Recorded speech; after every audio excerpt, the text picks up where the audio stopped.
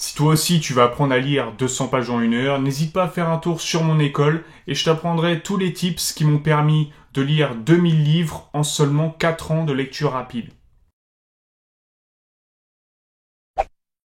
Walden ou La vie dans les bois a été écrit par Henry David Thoreau qui s'est exilé pendant 2 ans, 2 mois et 2 jours à Walden, près d'un lac, pour savoir ce que ça faisait de retourner à la vie sauvage. Dans cette vidéo, je vais te donner les 7 leçons de survivaliste que donne Thoreau dans son livre. La première leçon, c'est que la société fait de toi le candidat idéal à son système, mais elle ne fera pas quelqu'un de toi idéal par rapport à ta propre vie. Et Thoreau est dégoûté de la société. Pourquoi ? Parce que pour lui, elle nous oblige à vouer notre existence à une sorte de subsistance quotidienne, le fait de pouvoir manger chaque jour. Et c'est ça qu'il considère comme une vie pauvre, le fait de devoir succomber aux désirs que la société nous insinue, et non pas vivre selon ses propres règles. Et la deuxième règle de Thoreau, c'est le fait d'être simple. Thoreau, durant son aventure, il définit 4 nécessités. Le fait de manger, le fait d'avoir un abri, le fait d'avoir des vêtements et d'avoir un combustible pour se faire du chauffage. Il a tellement simplifié sa vie que lorsqu'il a construit sa maison à Walden,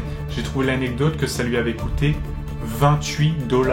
Il écrit encore « Travaillerons-nous toujours à nous procurer davantage et non parfois à nous contenter de moins ?» La troisième leçon, c'est le fait d'être solitaire, parce que la solitude est ton seul compagnon fidèle. Et pour lui, il est vain de chercher constamment le contact humain, que ce serait une création de la société pour nous rendre tous dépendants des uns des autres. Pourtant, il avoue quand même se rendre dans un village à côté pour écouter les commérages. Donc après, c'est comme d'habitude, il y a une nuance à faire. Mais c'est pas non plus un dogme totalement rigide. La quatrième leçon, pour lui, c'est le travail. Parce que dans sa quête d'autonomie, il devra faire de lui son propre travailleur. C'est même pour lui là-dedans qu'on excelle, qu'on se découvre et qu'on vit une vie pleinement riche. Et par exemple, pour le travail, il va écrire « Fais en sorte que gagner ta vie ne soit pas ton métier, mais ton loisir ». Ça, c'est un éloge exceptionnel du travail. La quatrième leçon, c'est celle de la liberté, car cette expérience sociale, si on peut dire, de Thoreau n'est pas anodine. Il a voulu se prouver à lui-même qu'il pouvait subsister sans les autres.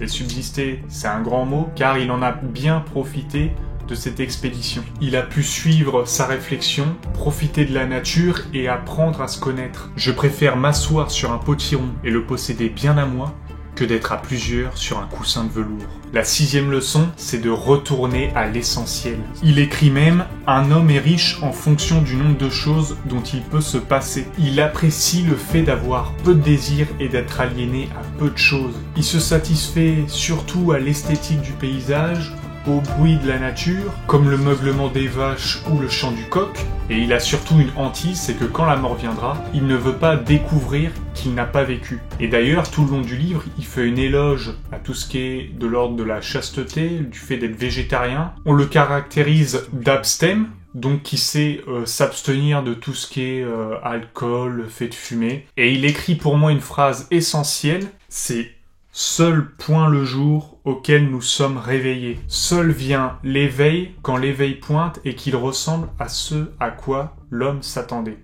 Et ça, c'est incroyable. Enfin, la dernière leçon et sur laquelle je le rejoins à 100%, c'est la lecture. Il considère qu'elle ennoblit la population. Mais bon, quelque chose le chagrine un peu, comme à chaque époque. Et pour te dire, c'était quand même dans les années 1800, donc quand on dit qu'aujourd'hui, il y a des livres plutôt simplés, on le disait aussi à l'époque, donc tu vois que ça se fait partout. J'espère que tu as apprécié ces 7 leçons de survivaliste. N'hésite pas à me dire en commentaire celle qui t'a le plus plu.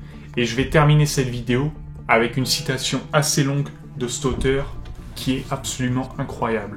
Rideau. Il y a des milliers de gens qui par principe s'opposent à l'esclavage et à la guerre, mais qui en pratique ne font rien pour y mettre un terme. Qui, se proclamant héritiers de Washington ou de Franklin, restent plantés les mains dans les poches à dire qu'ils ne savent que faire et ne font rien. Qui même subordonnent la question de la liberté à celle du libre-échange et lisent, après dîner, les nouvelles de la guerre du Mexique avec la même placidité que les cours de la bourse et peut-être s'endorment sur les deux. Quel est le cours d'un honnête homme et d'un patriote aujourd'hui ? On tergiverse, on déplore, et quelquefois on pétitionne. Mais on n'entreprend rien de sérieux, ni d'effectif. On attend avec bienveillance que d'autres remédient au mal. afin de n'avoir plus à le déplorer. Tout au plus offre-t-on un vote bon marché, mais un maigre encouragement, un « Dieu vous assiste » à la justice quand elle passe. Il y a 999 défenseurs de la vertu pour un seul homme vertueux.